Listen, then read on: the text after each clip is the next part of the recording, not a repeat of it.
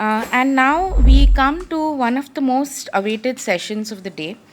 We are privileged to have with us today eminent author and one of the most prolific urban commentators of the day, the former Deputy Mayor of Shimla, Mr. Tikender Panwar. It was under his leadership and vision that the city of Shimla was able to create a development plan that set a benchmark for inclusive growth, greater planned social infrastructure, and more resilience. Several initiatives were launched with significant people's participation. He was also a member of the National Task Force in the country to review the 74th Amendment of the Constitution and has represented the city and the country at many international events. We are delighted to invite Mr. Panwar to deliver the opening keynote address for the India Civic Summit 2026. How much time do I have?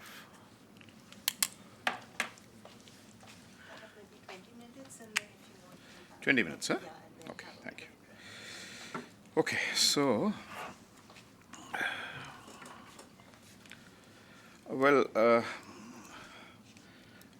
right at the inception, please accept my condolences at the loss of TRG, because that's how I got into contact with Citizen Matters and was contributing regularly for the journal.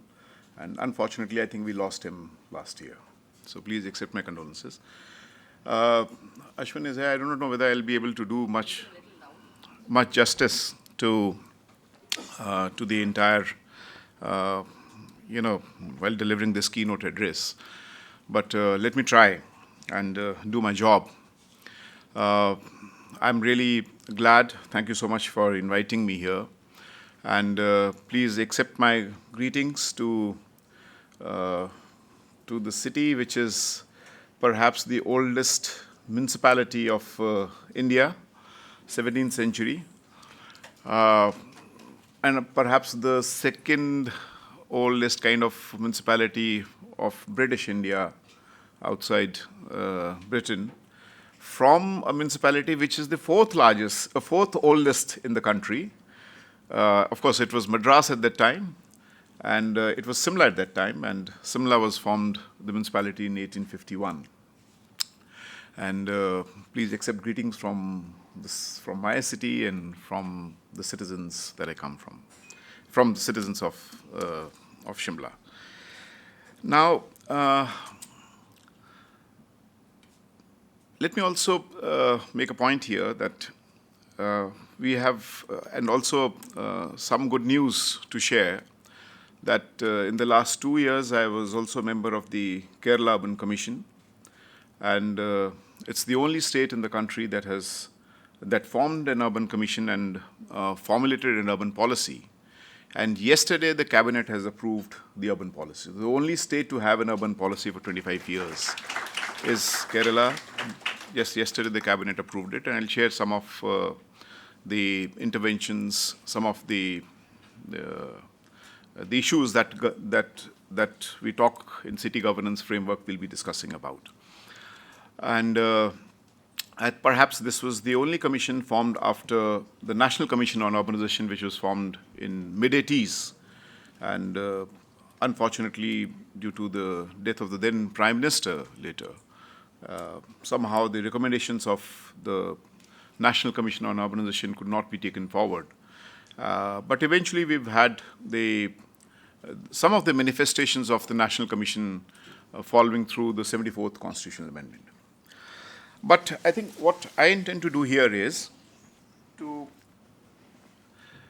it's very difficult to lay a general pattern of how urbanization evolves in India, and also to give a general pattern of citizens' governance and city governance, for the simple reason because there's huge diversity.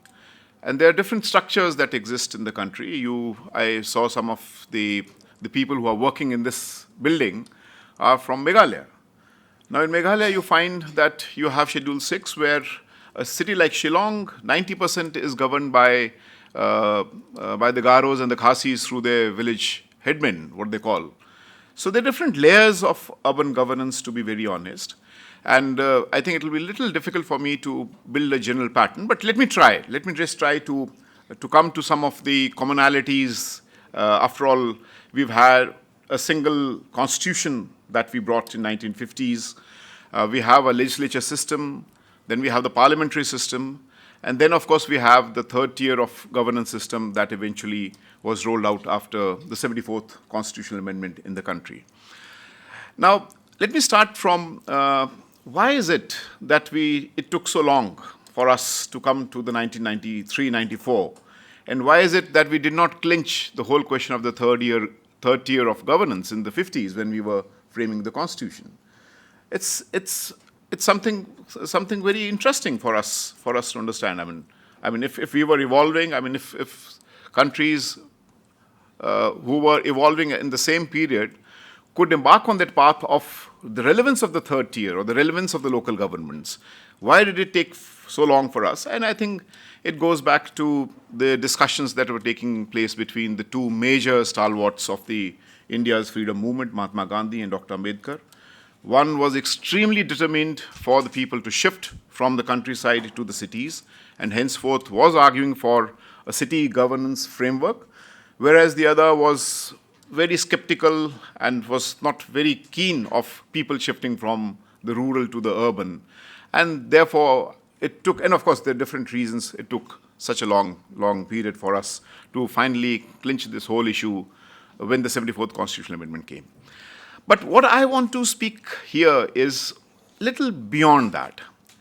And I think this is what we tried to, the entire argument that we tried to build in the Kerala Urban Commission is, where are we now? What are cities? What is the status of our cities? So I think let me just build 3 or 4 general patterns that are happening. The first one is, and this is the vocabulary that I borrow from the World Economic Forum, that our cities are imploding. They are imploding with mistrust. They're imploding with the kind of unequal distribution of wealth. They're imploding because of the humongous amount of inequality that exists between the top layers and the larger sections of the people. They're imploding because the cities have become extremely exclusionary models of urban governance. Now, if this is the framework how I approach to the city per se across India, mind you, even in a state like Kerala, where people's participation is phenomenally high, and there where I spent 2 years, I can tell you there's huge alienation of the youth, there's massive disengagement of the migrants. There are challenges. Of course, the government is very keen to accept those challenges. That's a separate matter. But these are the challenges if in a state like Kerala and by and large the southern states, which are considered to be far better governed than the northern states, the place that I come from, I think the whole question of exclusion and the whole question of participation of the citizens and of the people, who is a citizen, I'll come to it a little later, is extremely a challenging situation. It's not challenging for you, sir. You and you are from the same fraternity. I know if you ask a councillor, I mean, 24/7, the councillor would be picking up the phone. Water is not coming, sewerage is leaking. I don't know whether the councillor will ever get a time to plan the city or not. So forget about a common citizen to plan a city. If the elected institution doesn't, because you do not know who planned the city. There are different layers who are engaged in this planning process. So let me build this argument from the initial years of our independence, when we got independence in the 50s. What is the nature of the cities that we were building? To me, maybe all of you may not be accepting my argument, but to me, I think initially our cities were production houses. These were the places where urbanization was led by industrialization. So the massive push of industrialization, you find large cotton textile mills, you find large number of organized labor. So there's two different segregations that I want to make here. A, and that is in the 50s till the 70s, 80s, and then the post-80s and what I call the neoliberal framework, post-90s, why the cities became extremely, extremely vulnerable and extremely exclusive. I'll come to that a little, and I'll try to build that argument from there. Because they were production houses, because you had a capacity of the working people who were migrating either from the rural to the urban or from the urban, were not by large, but to a fairly large extent were being absorbed in the labor market in this industrial production house. Be it cotton textile mills, be it manufacturing, be it whatever industries that were built. This continued till the 60s and the 70s. And there's huge data that exists, that prevails. Ahmedabad, Mumbai, Delhi. I remember, because I'm a hybrid, Ashwin and I, that we were discussing when the 74th constitutional amendment was being reviewed. Ashwin, if you remember K.C. Sivaramakrishnan and I'll tell you some of the funny anecdotes of K.C. Sivaramakrishnan. But let me share before I forget K.C. Sivaramakrishnan. So, let me just jump and then I'll come back again because I'll forget that anecdote. And Ashwin, if you remember, K.C. telling us, when the smart cities were rolled out, you know what K.C. Sivaramakrishnan is the person who scripted the 74th constitutional amendment.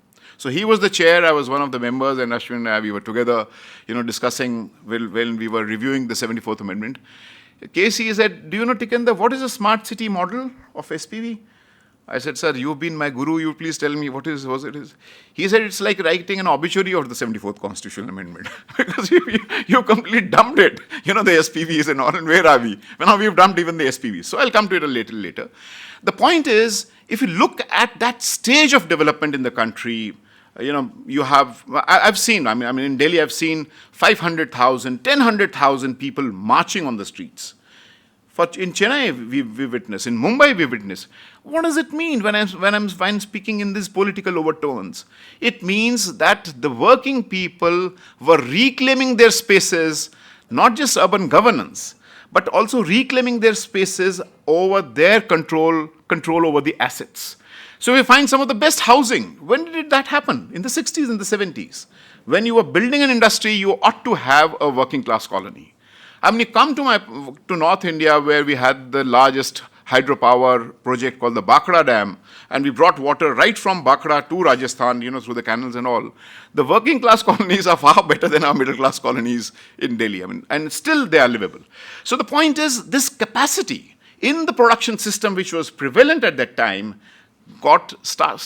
slowly started diminishing in the 70s and the 80s, and come to that. And there is data where 50,000, 100,000, 200,000 people were just thrown out because the cities started transforming from production centers to what I call reproduction centers. The whole question of reproduction of labor, from the formal core production house to the informal services sector driven economy. That's the one fundamental departure, one fundamental issue that I want to point out here. The second thing that was happening globally, and that we started hitting in the 80s and 90s in India, and to which cities were badly, severely affected, is something, if I ask anyone who is born post-90s, ma'am, you are far beyond,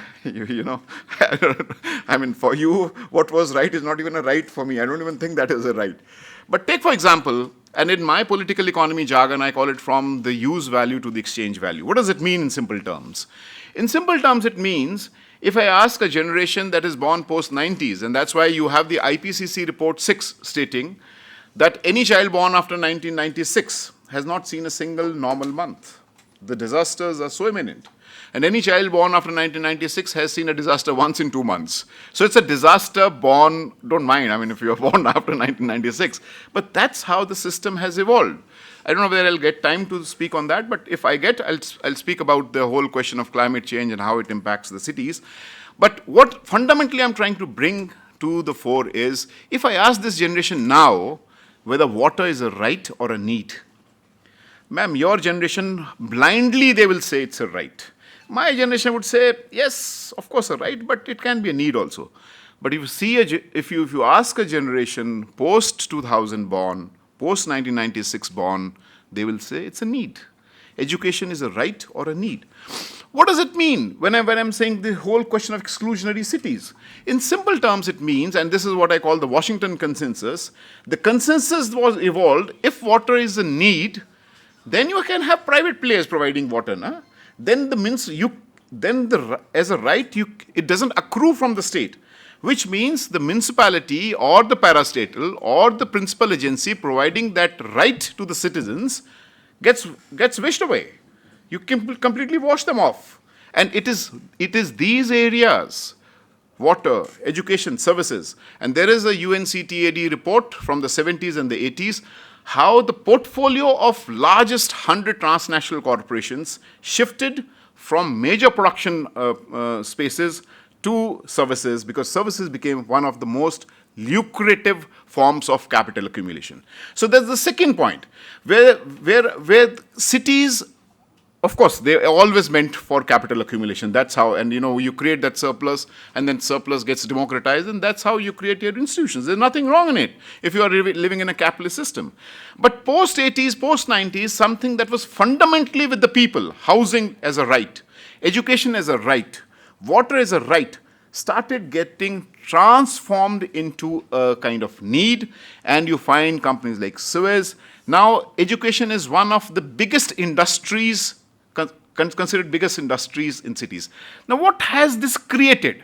This has created a space where across India, and that I quote from the Oxfam data, if the gap between the top 10% and the bottom 10% is 500 times, ma'am, in rural India, in urban India, it is more than 70,000 times.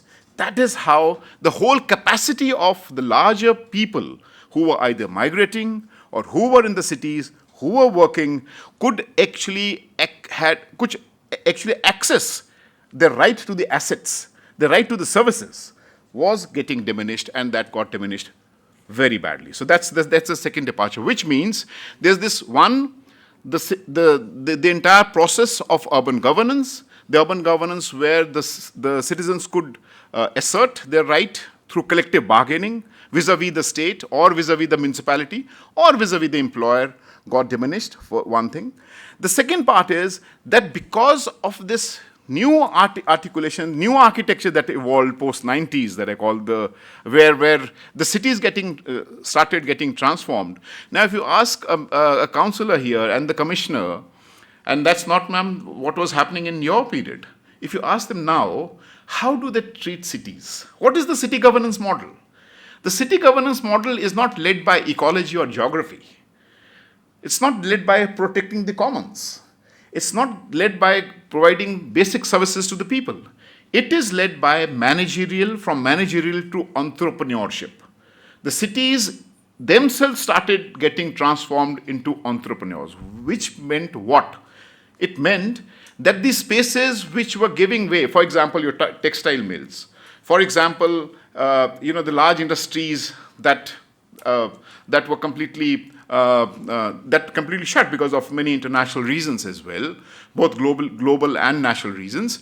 These spaces could have easily been transformed to the people as commons, as housing.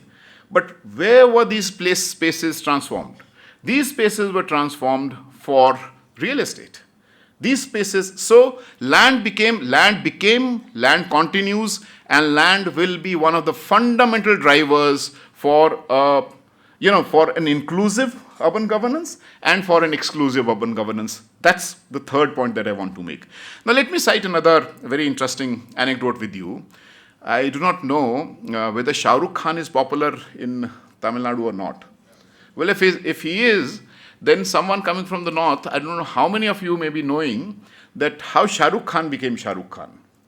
So he doesn't come from a background of those who have been in the movies, but I remember, because we are almost contemporary, that he became Shah Rukh Khan. There was a serial that used to be telecast on Doordarshan at the time, called Fauji. That's how, ma'am, he was brought to limelight, and then Shah Rukh Khan became Shah Rukh Khan. Why I'm pointing this out is because I was told that the entire shoot was done in Gurgaon. Gurgaon is another model of the city, complete privatization, and that's the fourth point I want to make, abject privatization of the cities taking place across India. That's the one general pattern I want to, register here. And I was told that there was a lake. I just saw some water body just besides. I don't know how long will that remain with the people, but I wish it remains with the people, like you were pointing out. And he literally drowned in that water body at once. So I used to run a show on the television called Urban Agenda. And I thought, let's do a shoot at the place in Gurgaon where Shah Rukh Khan literally drowned. You know what happened to the water body? There are 3 towers that have come up.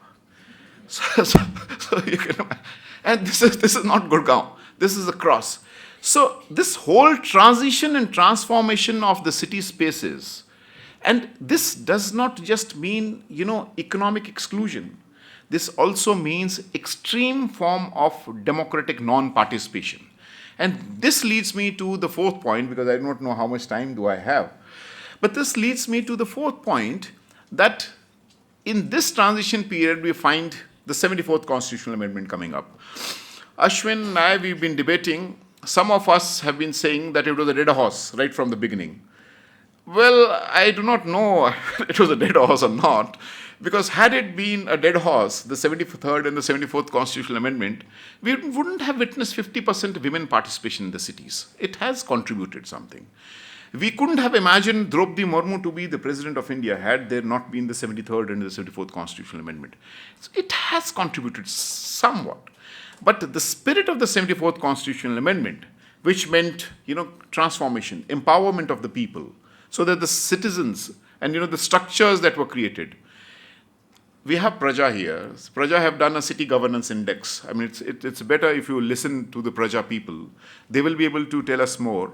That not more than 3 services have been universally transformed. Why? Why is it that these processes have not been unleashed? Because no one wants to lose sight of the city. No one wants to lose control of the city. Why? Because the cities contribute 70% to the country's GDP. The cities contribute 90% to the government revenue in the country.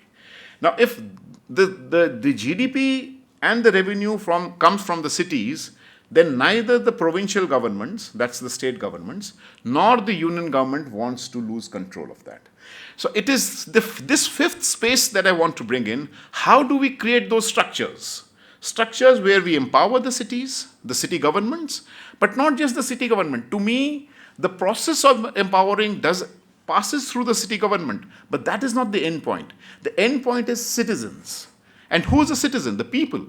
So how do we create those avenues, or how do we create those structures in which we are able to empower this entire process? And this brings me to the sixth or to the seventh point, what we try to do in the Kerala Urban Commission. We already have processes. We have the 74th Constitutional Amendment. We have that the planning of the city should be done in a very bottom-up approach, where the wards should plan, where the ward sabha should plan. The councillors are here. I do not know whether they ever get a chance to plan or not. They're even consulted to plan. So who plans the city? If you have a look around the country, you will find who runs the city. So I don't know, sir, how much time you've been in the city, but if you have a mayor who is for 1 year, and I remember, Chennai mayor is for 5 years, I guess. Good. But the Chandigarh and the Delhi mayor, the 2 big metros, one is the metro, another one also is a very planned city. The Chandigarh mayor and the Delhi mayor is 1 year. So I remember asking the mayor of Delhi, ma'am, I said, what do you do in a year? Because when I was a directly elected deputy mayor, not by the councillors, but by the people. So it took almost 7 months for me to understand the basic nuances of the city. And then 6 months down the line, I realized that someone else plays the shot. I'm just there. So my daughter used to ask, Papa, what do you do? I said, I cut the ribbon and kiss the child. That's all the mayor does. Because there's no empowerment beyond that. So I was asking the Delhi mayor, ma'am, what do you do in a year?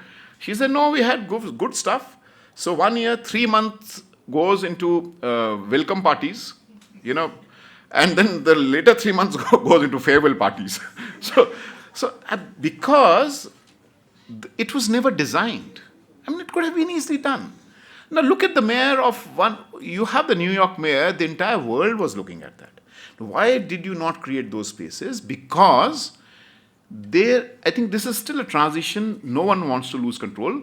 But it's not just the city. It's not just the city government. I want to go beyond that. And if you ask Delhi, who governs Delhi?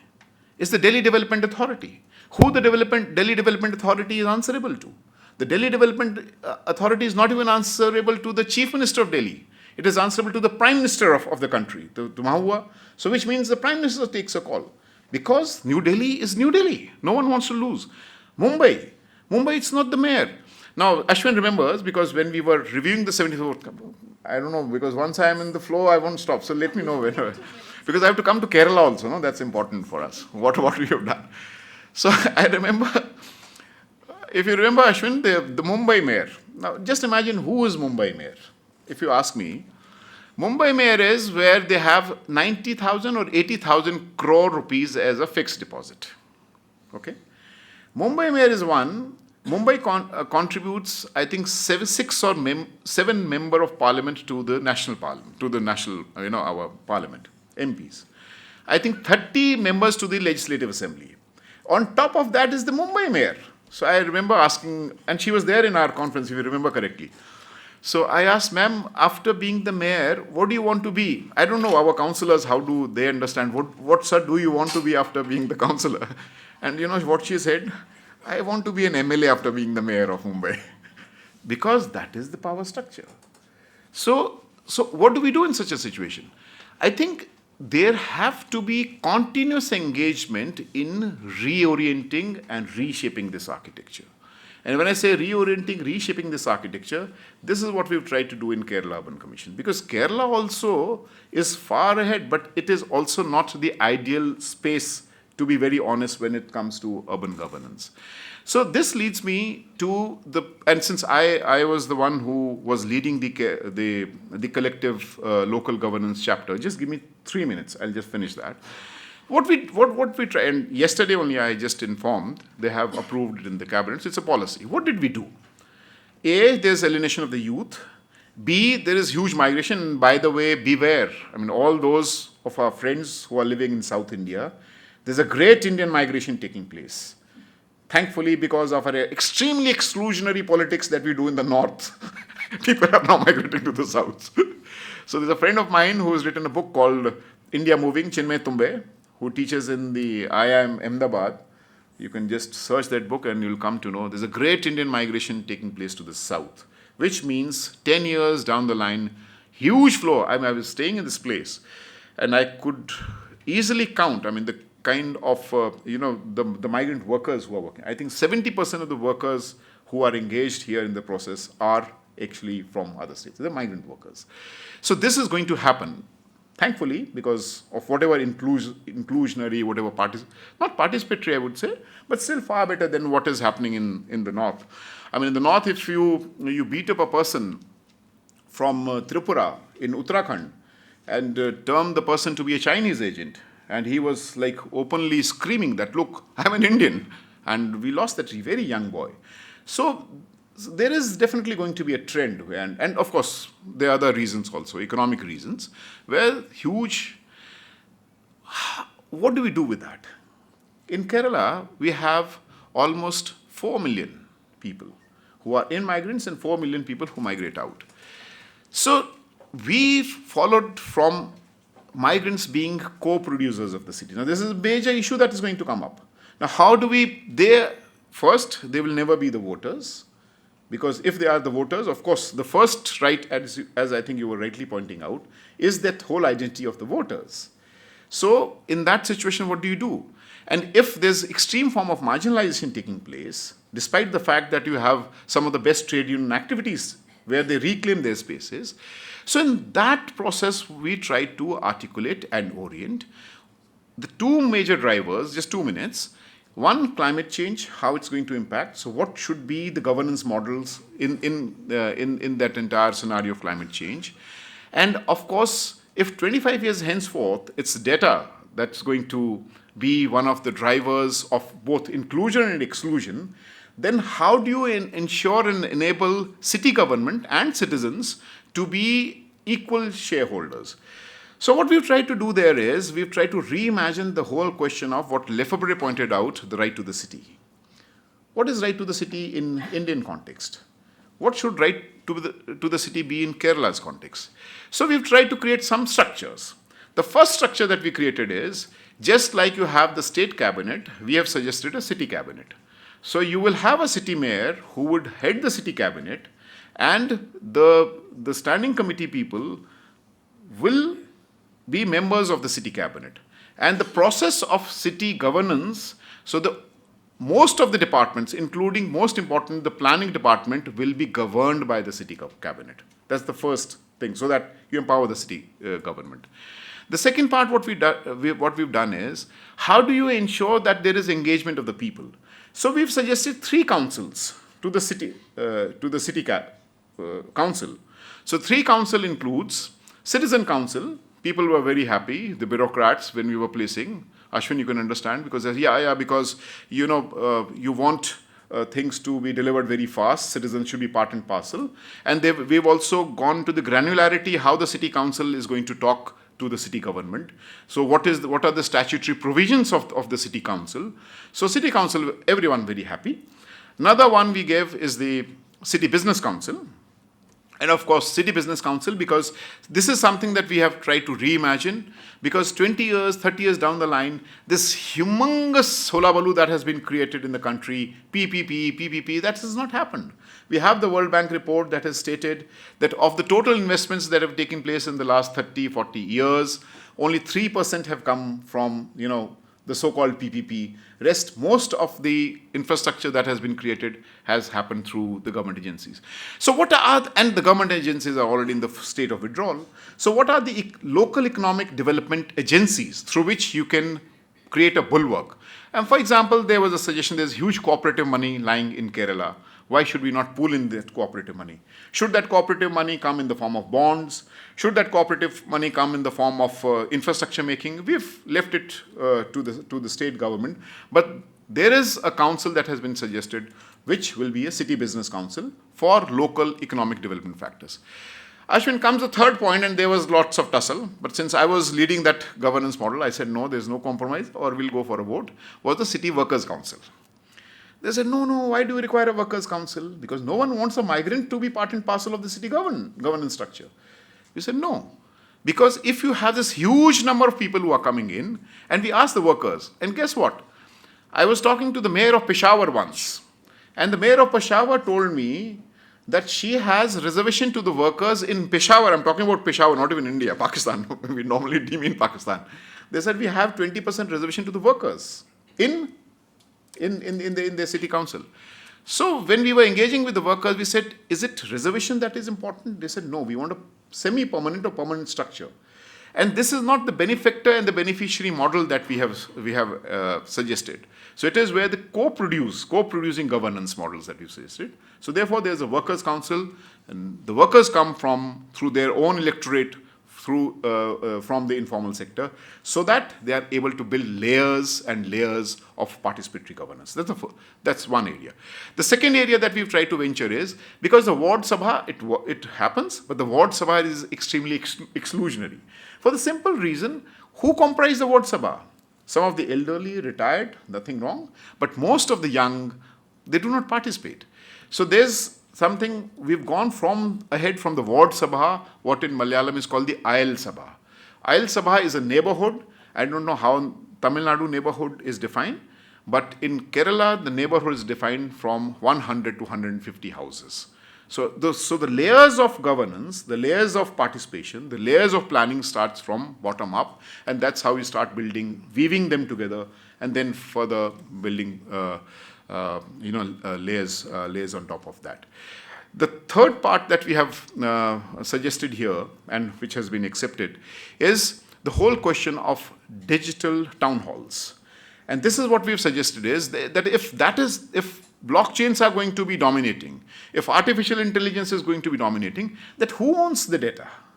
Will the data be owned and played by large transnational corporations, or can you enable the city to own that process. And of course, Kerala is far advanced because they have a single fiber network. So there we have suggested 3 advisors to the mayor, including a data advisor, so that you have a digital observatory in the city and for smaller towns at the district level, so that you are able to capture the data for not just whatever you call monetizing or for democratizing that entire process. So what we have imagined is there's some 120 new laws that are going to come up.